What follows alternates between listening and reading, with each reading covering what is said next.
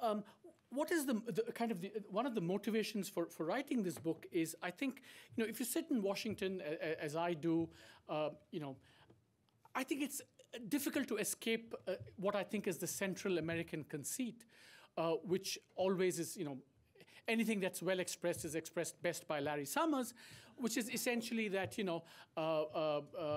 predictions of China, of the decline of the US are as old as the Republic. So essentially the sentiment is, yeah, China is, they say, is the next kid on the block. But seriously, nobody can challenge us. We can't be eclipsed, especially if we can get our act together.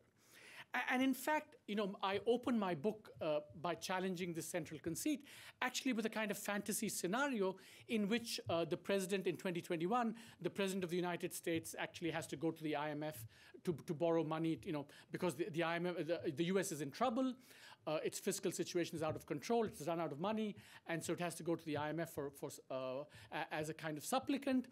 And lo and behold, the managing director of the IMF is a Chinese national, and so the whole image of the US as the supplicant being dictated to by this Chinese gentleman is kind of my way of provoking the United States and challenging this Central American conceit.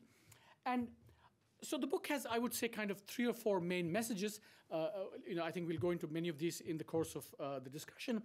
But the main, I think, most provocative point I would say is that China's economic dominance is more imminent in time, and I would argue that's already here, you see manifestations of it, is going to be much broader in scope and much larger in magnitude than anyone currently imagines.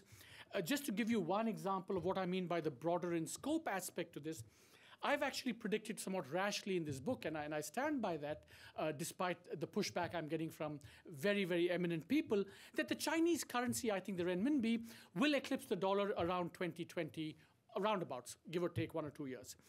And so this, I think, we're not only in for Chinese economic dominance, but also currency dominance. Now, so this is, much of my book is devoted to kind of highlighting this using some simple numbers. And then there are 2 kind of policy messages that I have at the end, which is that by and large, I think this is not an outcome that is to be feared, because I think China will have a stake in preserving this open economic and multilateral trading system that we have. But I think we can't be sure. History suggests that we can't be sure. And I argue that what the world needs to do is to tether China much more strongly to the multilateral system as an insurance against preventing a possible unbenign dominance, unbenign exercise of hegemony by China in the future. And then my message for the United States is that really, I think America is vulnerable to the exercise of China's dominance. And I'll come back to this, giving you some historical precedents. And I think this is something that the US should take very seriously.